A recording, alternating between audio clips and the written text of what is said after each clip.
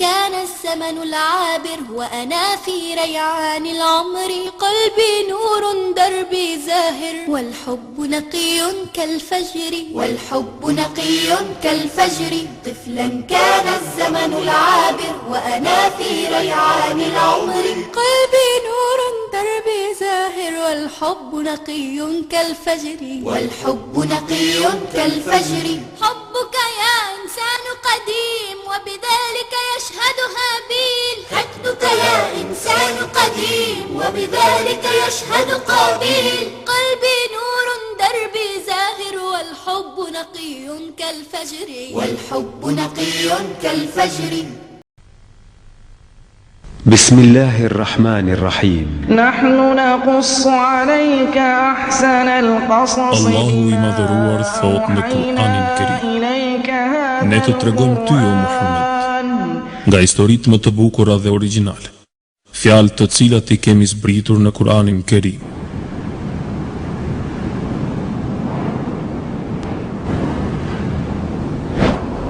Historia jonë ka ndodhur qysh herët në hapat e para të njerëzimit. Kjo histori e bazuar në Kur'anin Kerim na tregon një ndër ngjarje të rëndësishme, për të cilat na flet Allahu në Kur'anin Kerim. Kjo histori përmban informacion mjaft të dobishëm dhe kuptim plot, që ka dobi për ata njerëz që duan të ndërgjegjësohen.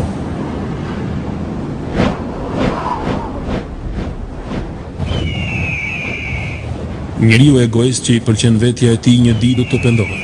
Edhe zullumqari keqbërës do ta gjejsh problemin e tij, dhe e mira mbetet për gjithmonë, edhe nëse përpiqen njerëzit ta mbulojnë atë. Eja një me ne në këtë ndodhi prekse dhe dobi prurëse në përmbajtjen e saj.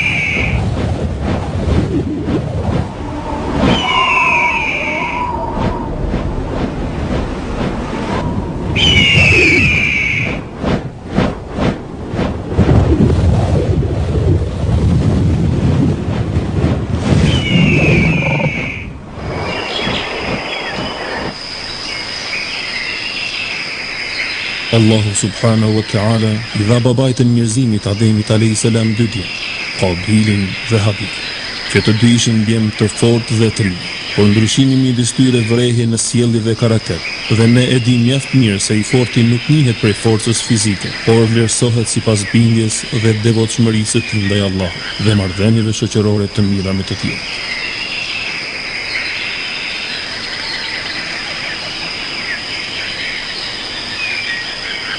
Ky është Habili trim dhe sutatrim, zemër mirë dhe I ndjeshëm. Tani po përgatitet të vrasë një sorkadhe të bukur, ndërsa e shikon atë magnitet me madhështinë e krijuesit, Allahut subhanahu wa ta'ala. A nuk është e arsyeshme që njeriu I mençur dhe I zgjuar të meditojë në madhështinë e krijimit të qiejve dhe të tokës? O Zotillah, subhanallah, sa I bukur të sorkadhe. Do ta kap me befas.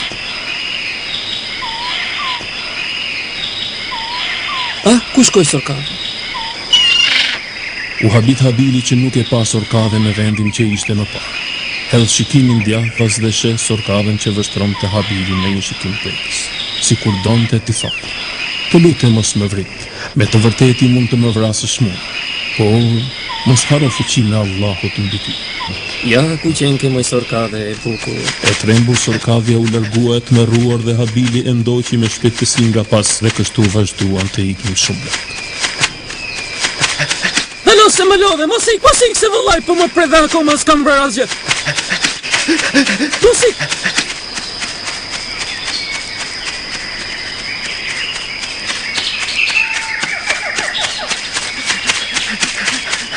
Sorkadhja ishte e shpejt, vrapoi aq shpejt sa që I humbi nga syt Habili dhe nuk po e shihte. Habili kishte një zemër të mbushur me besim dhe dashuri për Allahun subhanahu wa ta'ala. Ndaloi dhe pa në lëndim një kope me kafshë që kullotin. A nuk është Allahu krijuesi I këtyre gjërave? A nuk është Allahu ai që na I nënshtroi ne këto kafshë dhe na I bëri kismet? A nuk e shikoni që Allahu ju ka mundësuar ju çka në qiell dhe në tokë, dhe ka krijuar nga çdo gjallës çifte. Subhanallah. I lavdëruar është vetëm Allahu që krijoi çdo gjë që është në qiell dhe në tokë. Vazhdoi Habili kërkimin për sorkadhen e bukur dhe filloi të kërkonte kudo në pyllin e dendur, duke ecur me kujdes e ngadalë që të mos e tremte dhe ta vriste atë. E kështu kthehej në shtëpi herët para se të binte muzgu i natës.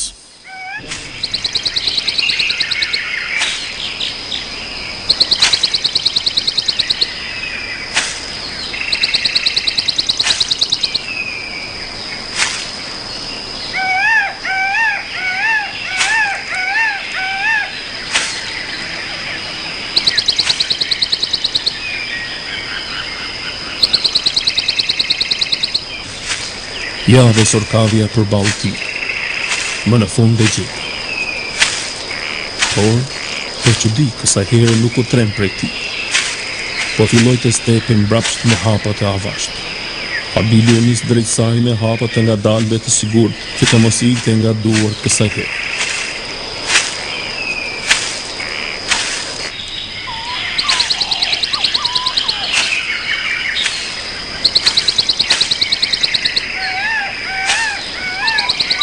Sorkadhja stepe mbrapsht me hapët e avashtë dhe Habili este drejt saj me hapët e ngadalë.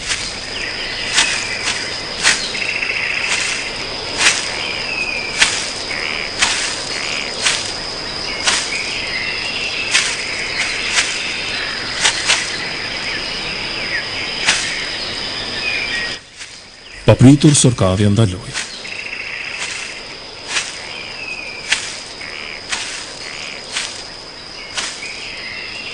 Arriti Habili që t'i afrohej shumë gjahut e tij, por nuk e goditi me shigjetën e vetë. Pranë sorkadhes afrohet e vogla e saj, dhe nëna sorkadhe filloi të përkëdhelte fëmijën e saj. Ndërsa shikonte këtë pamje mallëngjyese, i erdhi ndërmend nevoja e madhe që ka i vogli për prindin e tij. Zemra e Habilit u mbush me dëmshuri dhe mëshirë, dhe vendosi ta ndërpriste gjuetin e tij dhe të kthehej në shtëpi. Subhanallah, i lavdëruar është Allahu madhështor. Si ka mundësi që ka dhëruar këtë dashuri e mëshirë dhe këtë ndjenjë kaq të fortë midis sorkadhes dhe bijës së saj.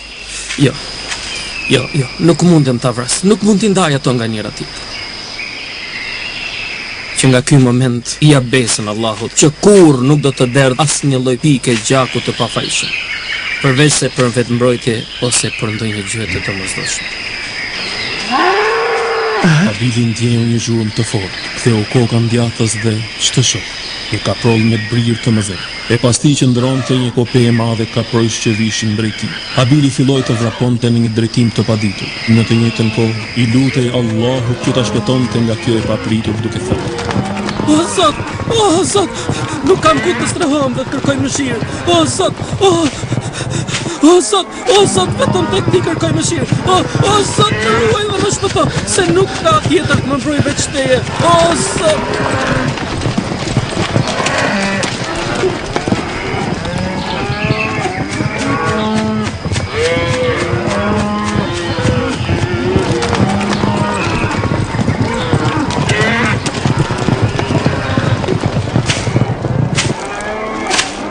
Dhe Allahu ja pranoi lutjen e tij dhe përballë tij shfaqet një liçen. Kërcen fuqishëm dhe zhytet në ujë. Kjo ishte mirësia dhe mëshira e Allahut mbi Habilin që e shpëtoi nga ky rrezik.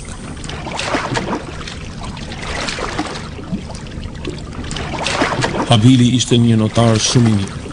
Notonte bukur dhe shumë gjatë.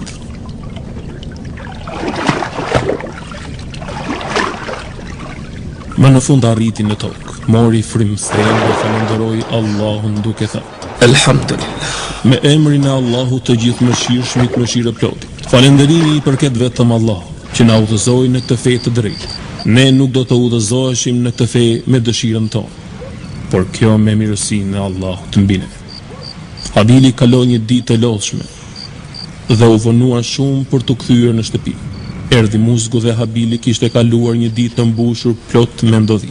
Ndërsa Kabili vëllai binjak i Habilit sodiste rrugën duke pritur Habili, sepse babai i kishte porositur që të kujdeseshin për njëri tjetrin.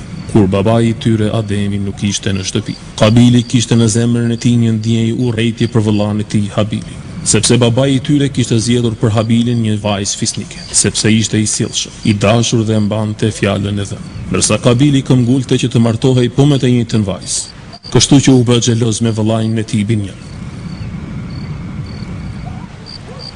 Edhe pse u ktheve vonë nuk e sjell asgjë për gjuetis. Selamu alaikum o vllai dash. Le të ham diçka tjetër, nuk është e thënë që të ham vetëm mish. Ti nuk je gjë tjetër, e vetëm një tip frikacaku. Duhet të jemi të mëshirshëm, sepse njeriu e but e mëshiron dhe Allahu I madhëruar. Të mos zgjohemi, nuk ka lidhje me mëshirën. Mëshira është domosdoshme të jetë për çdo gjë, o vllai dash. Ti mos u përpiq të fshehesh në emrin e mëshirës zemrën tënde të dobët, të sillesh si një besimtar I përkryer, e kështu do të më shpëtosh? Ç'thua kështu o vllai dash? A nuk na ka porositur babai ynë që ta duam njëri tjetrin? Këtë e tutje s'ke me punë me mua, dhe mos mi kujto mua këshillat e babait. Shi jetën tënde. A më dëgjove? Kabil, mos harro që jemi vëllezër. Ne duhet të jemi së bashku. Ne duhet ta duam shumë njëri tjetrin, o vllai I dashur. Këtë e di mirë, por unë nuk mund të duroj dot me ty. Më je neveritur fare. Përpiqesh të jesh më I mirë se unë, por nuk je I atill. Që Allahu të jetë I kënaqur me ne. Ka porositur që të sillemi dhe të veprojmë drejt dhe mirë. Ne jemi vëllezër prej një babai dhe një nëne.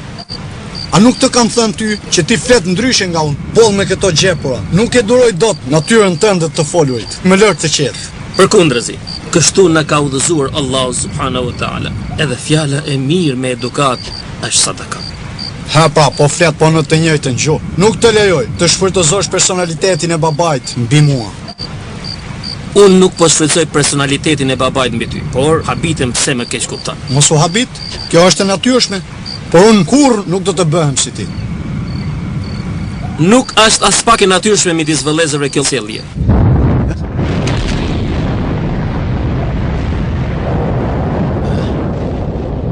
Shikoje vulkanin o vëlla. Shiko si shpërtheu lava me flakët e tij që djeg gjithçka. Patjetër duhet të bëjmë diçka, por ne nuk kemi asnjë lloj mundësi. Atëherë, le të lutemi Allahut që të na shpëtojë prej saj.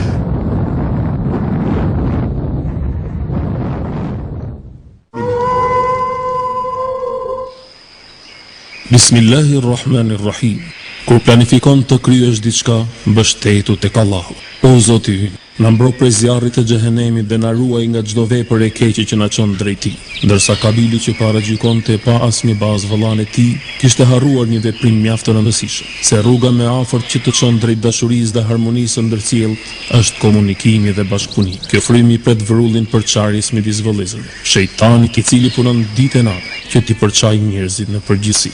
Pas grindjes me vëllain e tij, Habili doli në lëndin për të ruajtur baktin, por I zhytur në mendime se si ta rregullonte gjendjen midis tij dhe vëllait, e cila ishte keqësuar ndjeshëm kohët e fundit, sepse midis dy personave që kanë mosmarrveshje, fillon shejtani punën e tij. Vraja Habilin, vraja atë që të jesh më I dashur tek prindrit e tu, që të jetosh si mbret, dhe të marrësh për grua vajzën që ti do.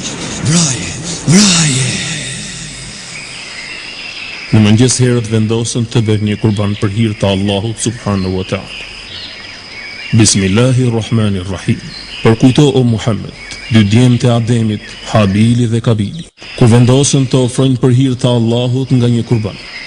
Vëllai të cilit do t'i pranohej kurbani, do të martohej me vajzën për të cilën babai kishte vendosur ta martonte me Habilin. O Allahu, udhëzoje vëllain tim në rrugën e drejtë dhe pranoje duan time. Përsa I përket Kabilit, shejtani kishte influencuar tek ai që të mendonte keq për vëllain e tij, sepse besimi I tij ishte I dobët. Allahu thot në Kur'anin Kerim: Me të vërtet shejtani është armik I betuar I njeriut. Ndërsa Kabili I bindur se ishte në gabim, përpiqej që me çdo lloj mënyre të arrinte qëllimin e tij të keq. Unë jam trimi dhe krenari, e do të fitoj sido që të sillesh ti, unë do të jem triumfues. Kur u afrua koha e kurbanit, Kabili mblodhi ca fruta dhe perime nga kopshi I tij dhe u nis drejt altarit, ku do të lihej kurbani. Kabili ishte mendjemadh dhe I pëlqente vetja e tij. Ai nuk ishte I kënaqur me caktimin e Allahut subhanahu wa taala. Ai e kishte besimin e dobët. dhe nuk e falenderonte Allahun për mirësitë e shumta që i kishte dhuruar. Kështu që shejtani arriti të sillte në mendjen e tij veprime të këqija dhe ta urrente vëllain e tij. Po kështu veproi dhe Habili, zgjodhi dashin më të mirë të kopes që ruante, pastaj u nis drejt vendit të caktuar dhe në çdo hap që bënte, falenderonte Allahun subhanahu wa ta'ala.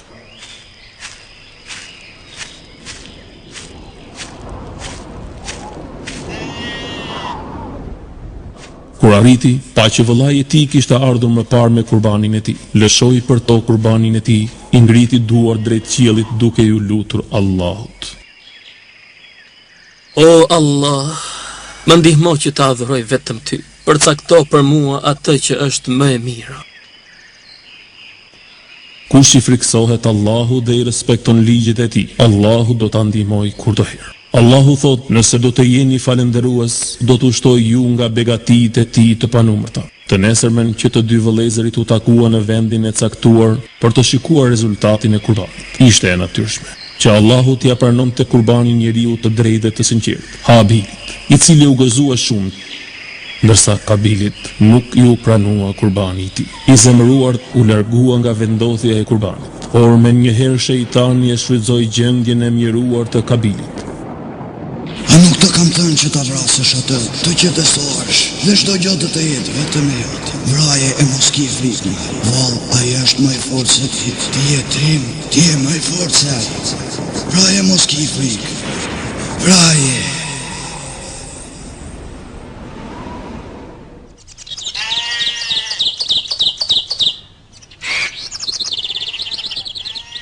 Kabili ju bin thirrjes së shejtanit për të vrarë vëllain e tij. Por kushdo që ndjek hapat e shejtanit, ai është prej të humburve. Ndërsa Habili po kulloste baktin, Kabili mori një gur të madh në dorë dhe u drejtua për tek vëllai i tij për të kryer veprimin e shëmtuar.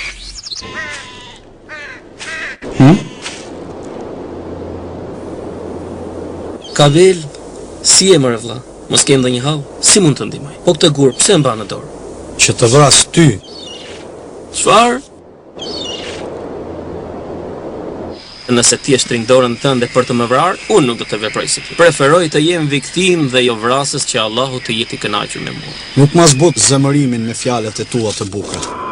Çfarë po ndodh me ty o vlla? O Kabil, kërko mbrojtje tek Allahu që të mbroj nga shejtani i mallkuar. Do të vras. Unë nuk e di si të flas me ty. Ç'kujton ti? Mendon se je më i fortë se unë? Gabohesh. Por është turp dhe haram që dy vëllezër të vriten mes tyre. Mos më mëso mua turpin dhe haramin. Fjalët e tua nuk më bën më dobi. Hajde mbrohu tani, unë jam gati. Përse sillesh kështu? Përse më urren? Unë të dua, të kam vlla, por unë nuk mundem t'i thyej rregullat dhe urdhrat e babait. Kabili i inatosur e ngriti dorën e tij lart për të goditur Habil, i cili qëndronte pa lëvizur dhe duke pritur se çfarë do të bënte vëllai i tij. Kur u bin për kokfortësinë e tij dhe e pa që ishte e pamundur të komunikonte me të, u largua prej tij. Do të vras.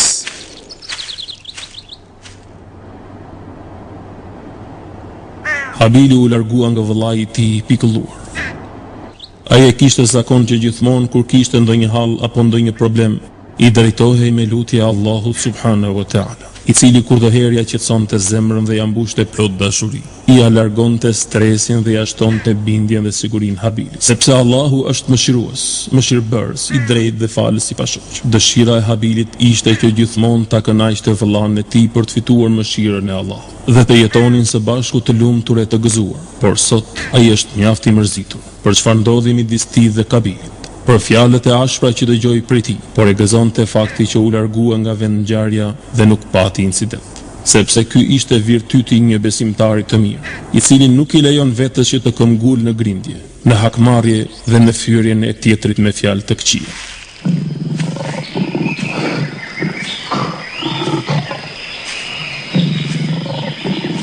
Një ditë, të dy vëllezërit së bashku shkuan në pyr. Aty pranë kaloi një tigër i madh. Ndërkohë ata zhvilluan këtë bisedë. Kabil, të lutem mos e ngacmo. Lere, eja të ikim. Hesht frikacak, po kështu mbete. Nuk dua të vras të pafajshmit, jo se jam frikacak. Unë e dua gjuetin se jam i fortë.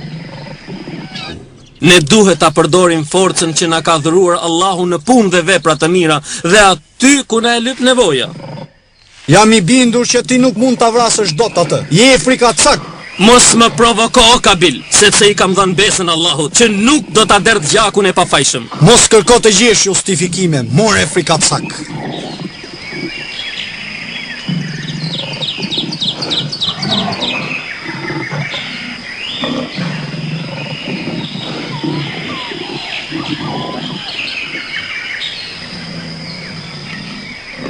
Tigri u fshe. Eja vlla. Eja të largohemi përpara se të ndodhë ndonjë gjë e keqe dhe të bëhemi gjahu i tij. Nuk më urdhëron dot mua. Unë e di se ç'bëj. E vras pa ndihmën tënde.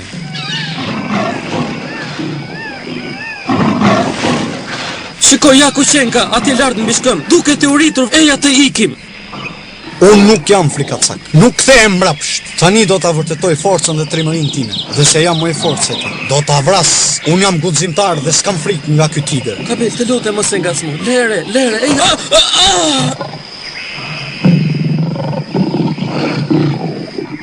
Afrohu të kam në dorë. Eja te Kabili trim. Do të vras shpejt. Mos më nxirr dhëmbët mua ashtu. Shpret, hidhu. Nuk do të më lodhë shumë. Unë jam Kabili i fort, s'ke nga të më shkosh tani. Hajde frikacak, hajde te Kabili trim. Nuk më të rëndë. وأخي قابيل يرافقني يؤلمني حقا يؤذيني يضربني حينا يقلقني ينهرني دوما يرميني. Eja, hidhu. Çfarë pret? Eja. Tani është koha të shikojmë se kush është më i fortë. Do të qëndrosh aty more frikacak? Mos më nxirr dhëmbët mua ashtu. Hajde frikacak. Hajde te Kabili trim. Nuk më tremb. Unë jam gati, o frikacak. Eja, o frikacak. Eja, hidhu në mejdan. Pritur tigri kërceu në ajër mbi gjoksin e Kabilit dhe rrëzoja të përtot. I ndodhur në këtë situatë kërkon ndihmë vëllait e tij duke i thënë: Vëlla, Habil, të lutem, më ndihmo. Ai po më kafshon. Bëje këtë për vëllan tënd. A nuk e thënë gjithmonë se më dën shumë. Habil, më ndihmo, të lutem.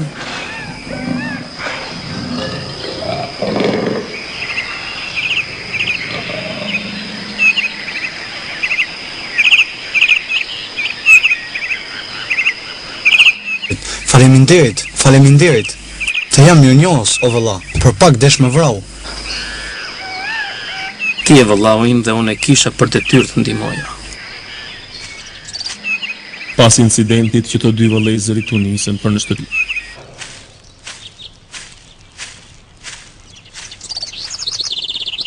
Në udhë e sipër e kishin të domosdoshme të kalonin mbi trungun e një peme të prerë, i cili shërben të siur mbi një kanal të thellë. Kabili kaloi lehtësisht, ndërsa Habili i trullosur nga goditja e vëllait të tij në pyll nuk e mbajti dot ekuilibrin.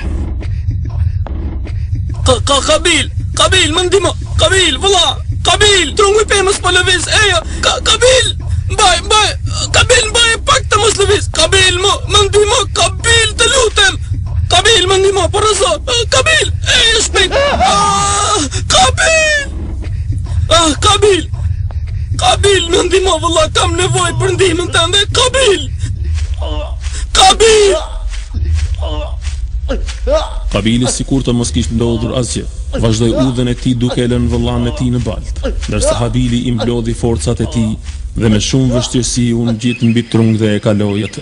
Bismillahirrahmanirrahim. Me emrin e Allahut të gjithëmëshirshmit mëshireplot. Kush e ndjek udhëzimin e Allahut e gjen pranë atë, nuk humbet dhe nuk dëshpërohet.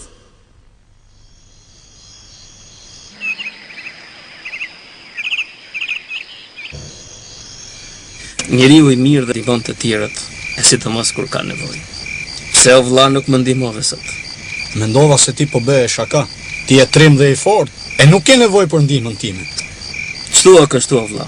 Unë nuk po bëja shaka me ty, por me të vërtetë kisha nevojë për ndihmën tënde. Nuk e di pse je zemëruar dhe i natosur me mua. Nëse e ke prej martesës ime, dije që kjo nuk ishte përzgjedhja ime, por vendimi i babait.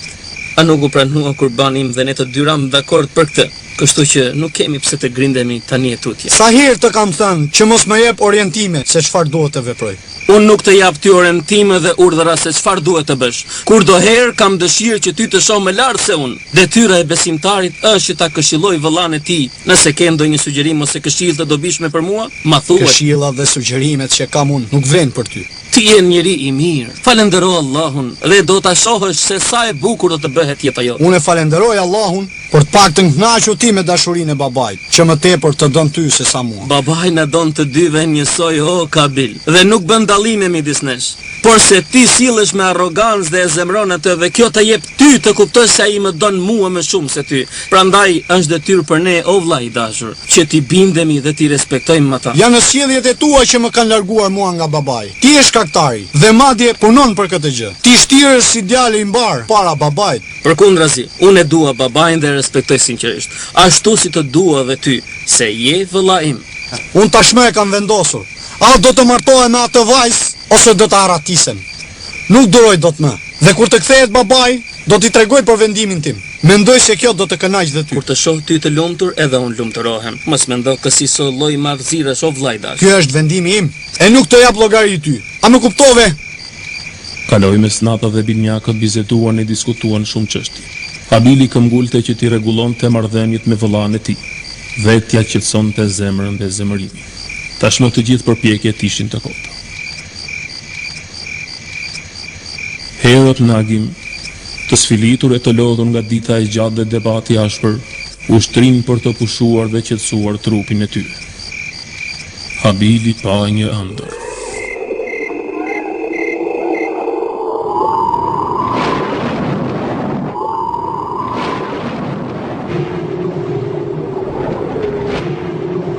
Valla, të lutem mos e lë shejtanin bëj me fiksime. Largohu dhe kujdesu nga ai. Mos harro se ai është shkaktari që prindrit tanë të buan nga xhennet. Dëgjom o Kabil, të lutem dëgjom, kthehu o Kabil. Kthehu, nuk mund të jetoj pa ty. Shikëndej, unë jam këtu.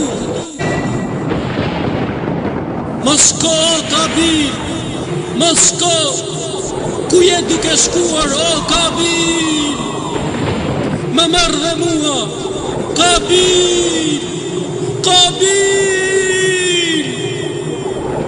Mos shko atje, ajo është udha e shkatrimit, a nuk e sheh zjarrin përballë teje, o Kabil! Kabil!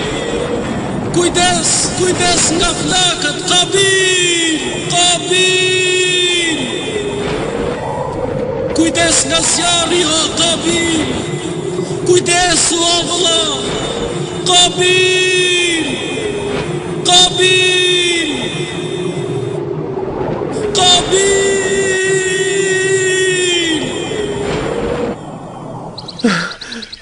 A'udhu billahi minash shaitanir rajim. O Zot, më ruaj nga sherri i shejtanit të mallkuar. Nga mirësitë e mëdha që Allahu i ka dhënë njeriut, janë mendja e shëndosh e cila e nxit njeriun të bëj punë të mira dhe të hajrit. Adhurimi dhe nënshtrimi ndaj Allahut shton pastërtinë shpirtërore. Zemra, e cila nuk qetësohet dhe nuk gjen prehje tek Allahu, ajo zemra është e ngurtë dhe arrogante. Gjen vend shejtani dhe komandon atë. Allahu subhanahu wa ta'ala thot: shejtani ju premton vetëm varfëri dhe ju urdhëron për punë të këqija dhe vepra të liga. Kabili merr një gur dhe niset drejt vëllait të tij. Në sytë e tij duket qartë sherrri dhe urrëtia. Shejtani tashmë e komandon të atë.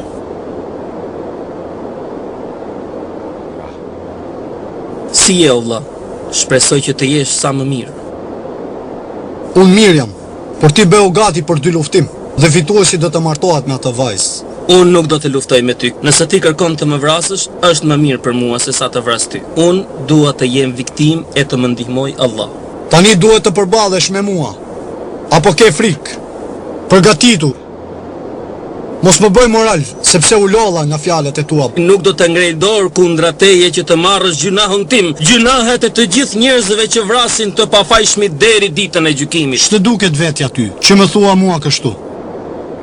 Do të shohësh se unë jam më i fortë se ti. Eja tani t'i japim fund kësaj çështje. Mos harro o vlla që derdhja e gjakut të pafajshëm është nga gjunahet e mëdha. Por e ti nuk e kupton se s'dua të mësoj gjë nga ty.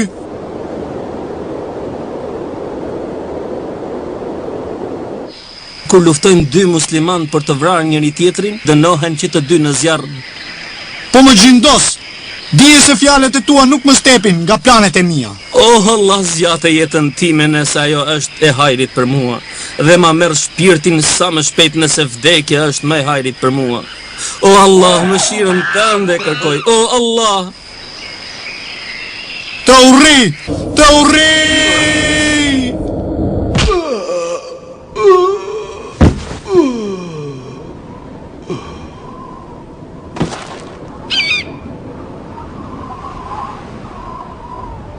ما ذنبي حتى يقتلني لا لا لا أنا لم أفعل لأخي شيئا لا لا لا لا لا أحقاد أخي لن تجعلني لا لا لا لا لا أكرهه أنا لست شقيا لا لا لا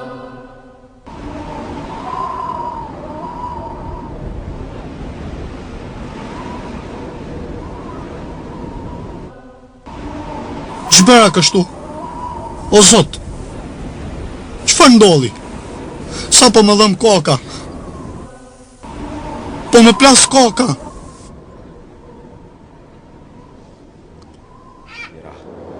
Bismillahirrahmanirrahim. Çdo njeri do ta shijojë vdekjen. Ne ju sprovojmë me të mira dhe të këqija, e tek ne do të ktheheni të gjithë. Allahu subhanahu wa ta'ala i përgjigjet lutjes së Habilit, robit të tij besimtar, të sinqert, të pastër e falendërues ndaj mirësive të Allahut, i cili preferoi më mirë të vritej se sa të kryente këtë mëkat të madh e të meritonte hidhërimin e Allahut. Jeta e tij ishte mbushur me punë dhe vepra të mira. Bindje ndaj Allahut, ishte respektues dhe i bindur ndaj prindërve të tij, ishte i dashur me të tjerët, i devotshëm dhe punëmirë, e adhuronte Allahun dhe i falej atij kudoherë. Allahu i përgjigjej gjithmonë lutjeve të tij, ja lehtësonte çdo çështje, i jepte nga begatit dhe mirësitë e tij të pafundme, kështu që çdo gjë i dukej e bukur. Ai ishte i vetëdijshëm se bindja ndaj Allahut nuk është sipërfaqësore, por reflektohet me zemër të çiltër dhe një të pastër.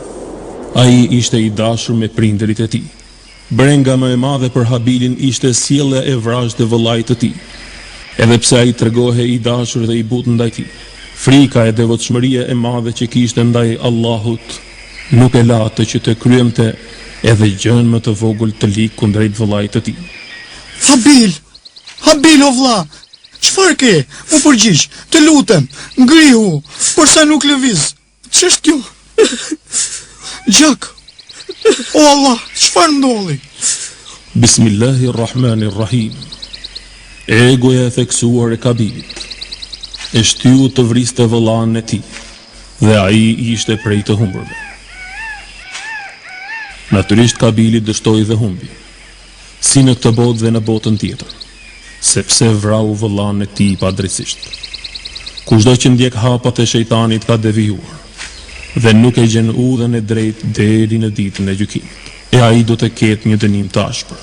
Habili, pasi e vrau vëllain e tij, nuk dinte se çfarë të bënte me të, sepse Habili ishte njeriu i parë që kishte vdekur në sipërfaqen e tokës, ndërkohë që me Habilin nuk gjendej askush që t'i tregonte se si të vepronte me një të vdekur. Në mendje Habili bluante se si t'i dilte përpara prindërve të tij.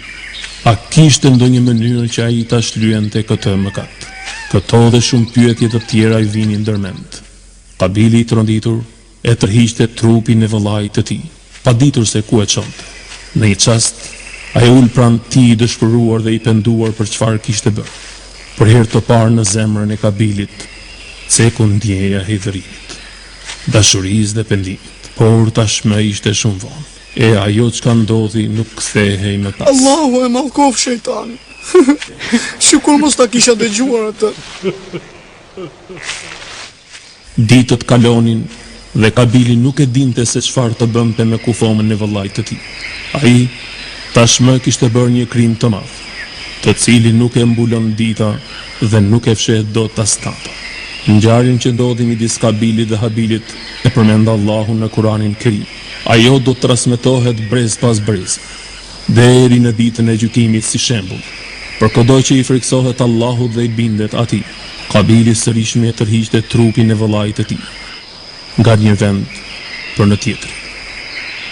Dhe kudo që shkonte, i dukej sikur një zë e thërriste.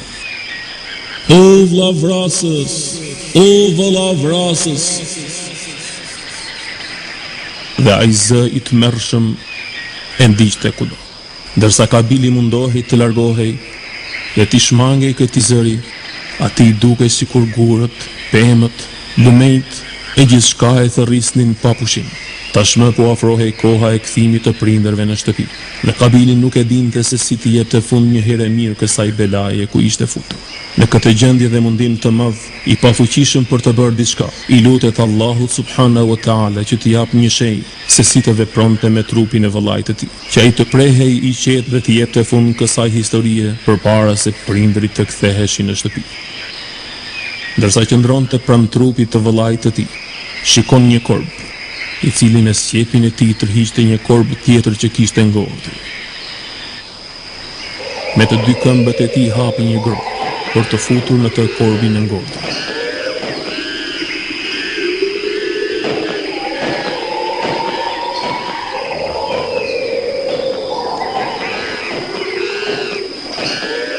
Një korb që mbulonte me dhej një korb të ngordhur.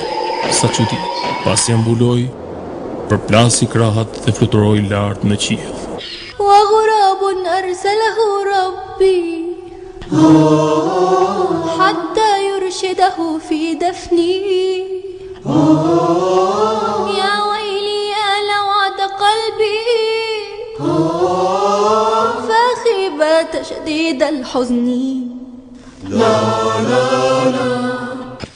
Elhamdulillah. A mos jam i pafuqishëm të veproj si ky korb?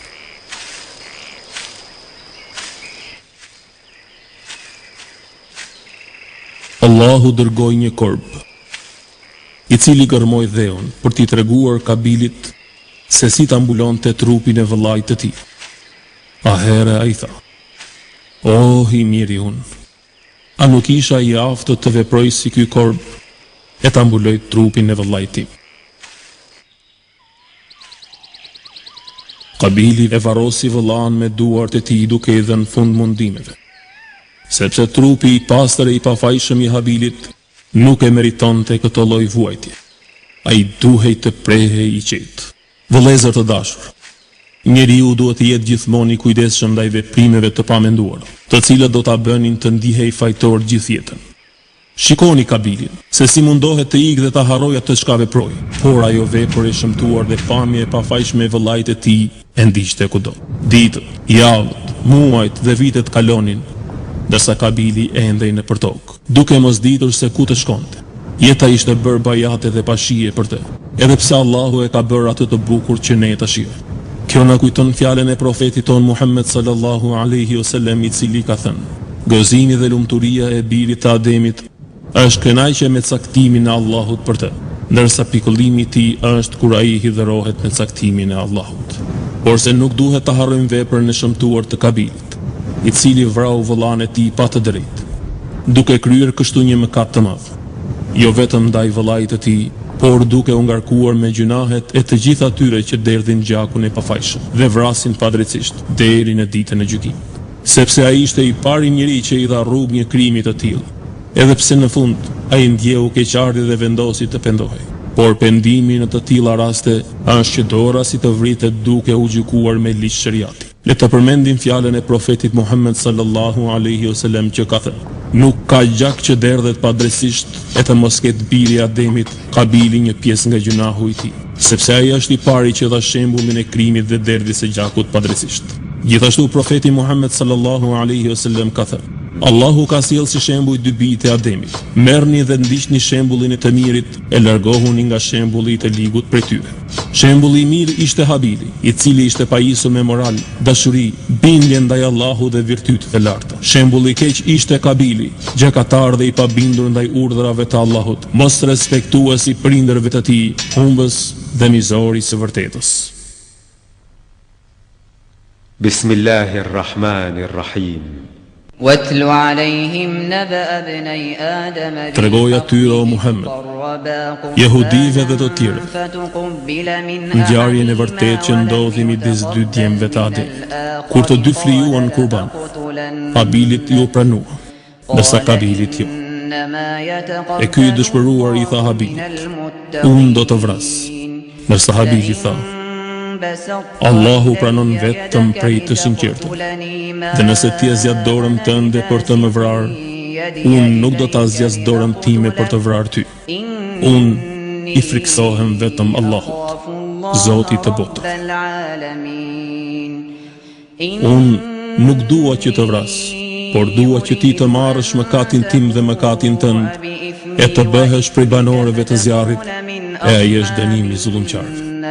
Atëherë egoja e theksuar e Kabilit e bindi që të vras vëllain e tij, dhe kështu bëri. E vra. Atëherë mbeti prej më të dëshpëruar, hidhëroi prindrit, mbeti pa vëlla, u përbuz prej Allahut dhe u fut në xhehenem. Allahu dërgoi një korb, i cili gërmoi dheun, për t'ia treguar Kabilit se si ta mbulonte trupin e vëllait të tij. Atëherë ai tha, oh, i miri unë, a nuk isha i aftë të veproj si ky korb, e ta mbuloja trupin e vëllait tim. Ashtu mbeti i pendur.